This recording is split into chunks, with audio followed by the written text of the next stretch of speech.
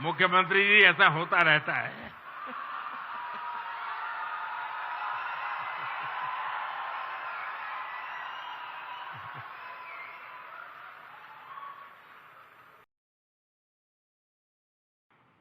Friends, आप सभी ने एविएशन मार्केट के रूप में भारत की ग्रोथ को स्टडी भी किया है और उसकी ट्रेजेक्टरी को फॉलो भी कर रहे हैं।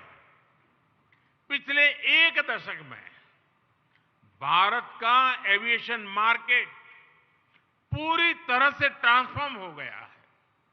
आज एविएशन सेक्टर से जुड़ा हर स्टेक होल्डर नए उत्साह से भरा हुआ है। मैन्युफैक्चरिंग से लेकर सर्विसेज तक हर स्टेक होल्डर भारत में नई संभावनाएं तलाश रहा है। आज भारत दुनिया का तीसरा बड़ा डोमेस्टिक एविएशन मार्केट बन चुका है। एक दशक में भारत में डोमेस्टिक पैसेंजर्स की संख्या 2 गुनी से भी अधिक हो जा चुकी है। इसमें उड़ान जैसी योजनाओं ने बड़ी भूमिका निभाई है।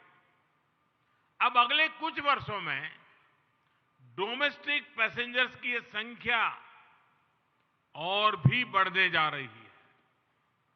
इतनी बड़ी डिमांड को देखते हुए ही हमारी एयरलाइंस ने सैकड़ों नए एयरक्राफ्ट का ऑर्डर दिया है। यानी भारत दुनिया के एविएशन मार्केट को एक नई ऊर्जा देने जा रहा है। फ्रेंड्स, आज हम सभी भारत के एविएशन सेक्टर को लेकर इतने उत्साह से भरे हैं, लेकिन 10 साल में ऐसा क्या हुआ जिससे ग्लोबल एविएशन सेक्टर में भारत इतना आगे बढ़ गया?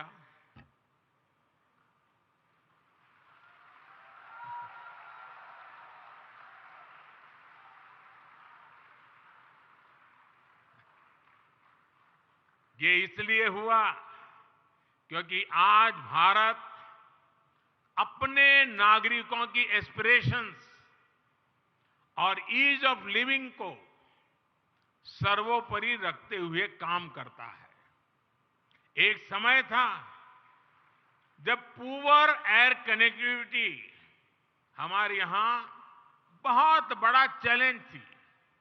इस वजह से भारत अपने पोटेंशियल को परफॉर्मेंस में नहीं बदल पा रहा था।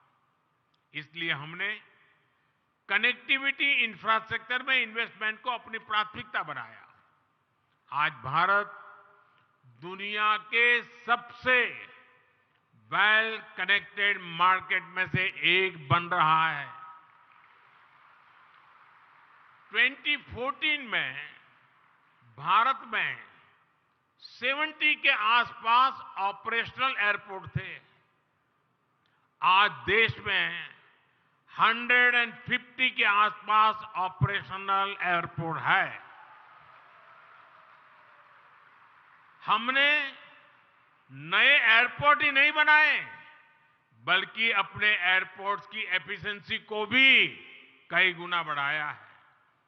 फ्रेंड्स, भारत की एयरपोर्ट कैपेसिटी बढ़ने से एयर कार्गो के क्षेत्र में भी तेजी से बढ़ोतरी हुई है। इससे भारत के दूर सुदूर के क्षेत्रों के प्रोडक्ट उसको इंटरनेशनल मार्केट तक पहुंचाना आसान हो रहा है। तेजी से बढ़ता एविएशन सेक्टर भारत की ओवरऑल ग्रोथ और एम्प्लॉयमेंट जनरेशन को भी गति दे रही है। फ्रेंड्स, अपने एविएशन सेक्टर की ये ग्रोथ बनी रही है और तेज हो, इसके लिए भारत पॉलिसी लेवल पर लगातार कदम उठा रहा है। हम राज्य सरकारों को प्रोत्साहित कर रहे हैं कि एविएशन फ्यूल से जुड़े टैक्सेस को कम किया जाए। एयरक्राफ्ट लीजिंग को भी हम आसान बनाने में जुटे हैं। हमारा प्रयास है कि एयरक्राफ्ट लीजिंग और फाइनेंसिंग में भारत की ऑफशोर डिपेंडेंस कम हो। इसलिए गिफ्ट सिटी में international financial services centre authority की स्थापना भी की गई है। इसका लाभ भी पूरे देश के एविएशन सेक्टर को मिलेगा। नेटवर्क है, भारत में एक बहुत बड़ा टैलेंट पूल है, भारत में एक स्टेबल सरकार है, भारत में मेक इन इंडिया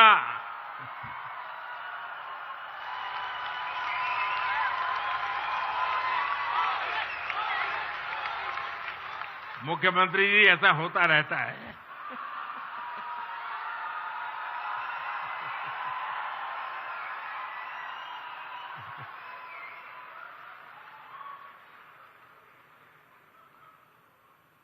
भारत में मेक इन इंडिया को प्रोत्साहित करने वाली पॉलिसी अप्रोच है।